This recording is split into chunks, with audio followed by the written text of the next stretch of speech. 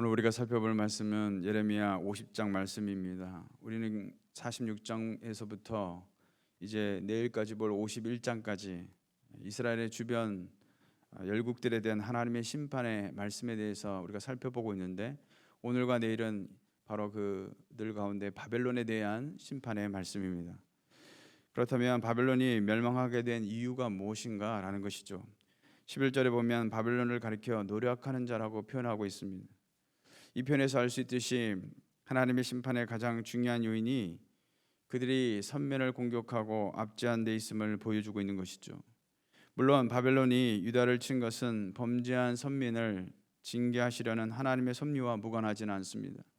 하나님은 바벨론이 이기적인 탐욕으로 유다를 침공하는 것을 막지 아니하고 허용하시는 섭리를 통해서 바벨론을 통하여 유다를 징계하신 것입니다. 바벨론이 비록 하나님의 허용 가운데서 선민을 친 것이라고 해도 이기적인 탐심으로 말미암아 하나님의 선민을 치고 압제한 데에 책임을 면할 수는 없다라는 것이죠. 특히 바벨론이 선민을 대적하고 압제한 것은 선민의 보호자이신 하나님을 대적하는 것이라는 점에서 그들은 하나님의 심판을 피할 수가 없다라는 사실입니다.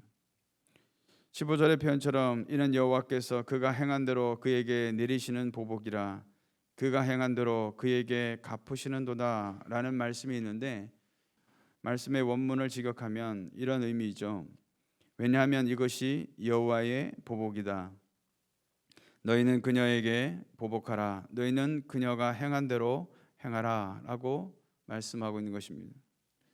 원문을 보면 보복과 행한 대로 갚을 것이라는 것을 세 번에 걸쳐 말씀하고 있는 것을 볼 때에 하나님께서 바벨론을 철저히 멸망시키시라는 하나님의 강력한 의지를 살펴볼 수가 있는 것이죠.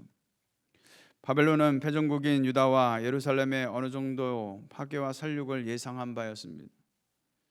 그러나 아무리 패전국이라도 그들에 대한 인권과 포로들에 대하여 자비를 베풀 수도 있었을 것이다라는 것이죠.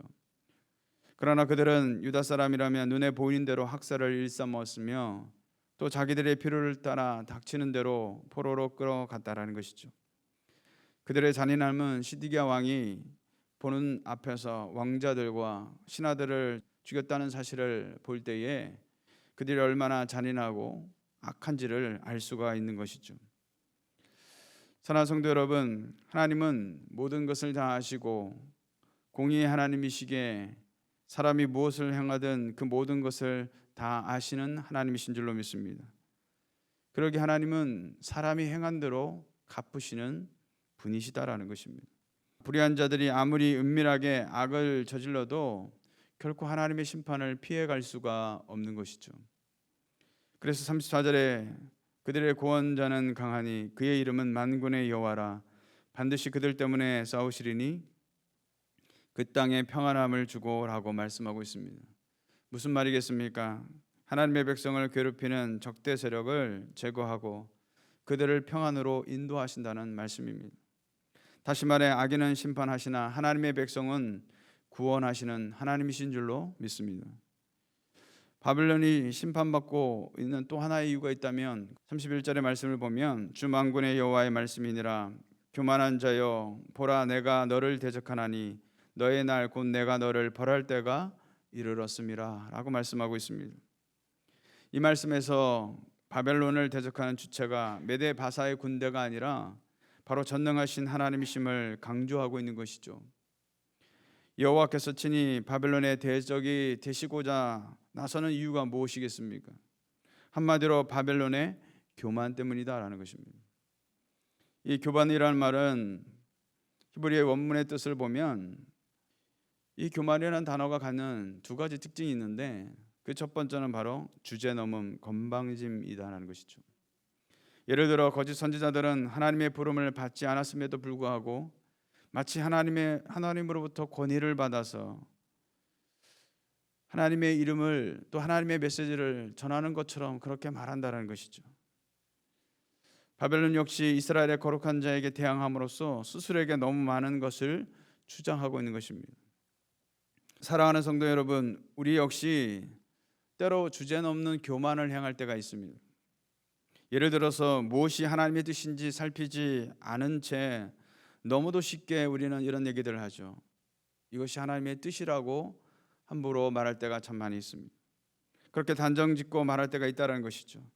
심지어 뭔가를 하려고 할 때도 너무도 쉽게 하나님의 이름을 들먹거릴 때가 있다는 것이죠. 어찌 보면 이러한 태도들 역시 주제넘는 교만이다라는 것입니다.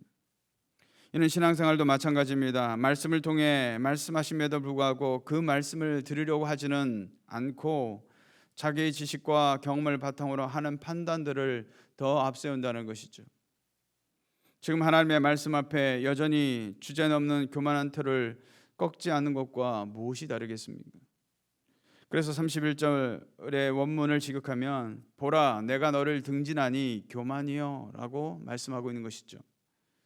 함축적인 시적 표현을 통해서 하나님께서는 당신 자신이 교만을 얼마나 혐오하시며 교만한 자를 배척하시는지를 선포하고 계신 것입니다.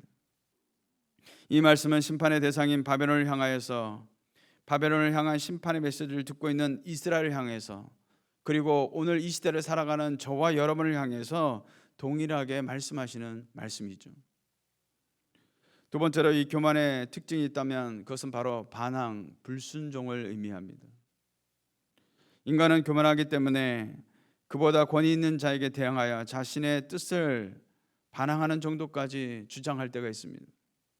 신명기 1장에 보면 하나님께서 가나안족과 싸우지 말라고 하셨음에도 불구하고 그들과 싸우기로 결정한 부분을 신명기 1장 43절에서 이렇게 말씀하고 있습니다. 내가 너희에게 말하였으나 너희가 듣지 아니하고 여호와의 명령을 거역하고 꺼리낌 없이 산지로 올라가매라고 말씀하고 있습니다. 무슨 말인가 하면 인간의 교만은 결국 하나님의 말씀에 대하여 불순종하게 만들고 심지어 반항하게끔 만든다는 사실이죠. 이것이 사단이 노리는 부분이 아니겠습니까? 에덴 동산에서 선악과에 대한 하나님의 말씀에 대하여 아담과 하와는 어떻게 반응하였습니까? 결국은 따먹지 말라는 하나님의 말씀에도 불구하고 따먹고 말았다는 것이죠. 선악과를 따먹게 된 동기가 무엇이겠습니까? 사단의 미혹처럼 선악과를 따먹으면 하나님과 같이 된다는 것 때문이었다는 것이죠.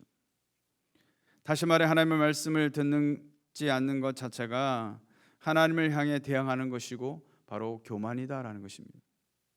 이렇게 교만한 자를 향해서 하나님은 어떻게 반응하고 계십니까? 31절의 말씀처럼 내가 너를 대적하나니 라고 말씀하고 있습니다. 살아가면서 환경이나 사람과 사이만 안 좋아도 벌써 분위기가 달라지고 심한 손해를 보는 일들이 비일비재하죠. 인간관계 안에서 나를 적대하는 사람을 만들어서 무엇이 좋겠습니까? 하물며 하나님이 대적하신다고 말씀하실 때에 이것만큼 비참한 일이 어디 있겠느냐라는 것입니다. 과연 누가 하나님이 대적이 되실 때 살아남을 자가 있겠습니까? 이는 바벨론도 마찬가지죠. 결국 걸려 넘어지고 일으킬 자가 없도록 철저하게 멸망시키겠다고 하나님이 말씀하고 있는 것입니다. 사랑하는 성도 여러분, 하나님을 진정으로 경외한다면 하나님의 말씀에 대하여 반항하거나 거부하지 않고 순종해야 될 줄로 믿습니다. 그 말씀이 내 아픈 곳과 약점을 찌를지라도 그것이 하나님의 말씀이면 철저하게 순종하는 것이 바로 교만하지 않는 겸손한 태도인 줄로 믿습니다. 오늘 이 말씀 우리 삶에 적용해 보고자 합니다. 과연 저와 여러분은 하나님과 말씀 앞에 교만한 태도를 갖고 있지 않습니까? 하나님의 말씀보다 주제넘게 앞서거나 하나님의 뜻과 말씀이 아님에도 불구하고 속단하려 했던 것은 없습니까? 또한 그 하나님의 말씀에 대하여 얼마나 순종하려고 했는가 우리 자신을 한번 돌아봐야 합니다. 말씀 앞에 조금이라도 반항하거나 불순종하려 했던 것이 있다면 이는 교만이 여전히 우리 속에 자리 잡고 있다라는 증거가 되는 것이죠. 그러기에 이런 마음을 하나님께 내어놓고 회개하며 오늘도 하나님의 말씀 앞에 온전히 순종하는 저와 여러분 되시기를 주님의 이름으로 축원을 드리겠습니다.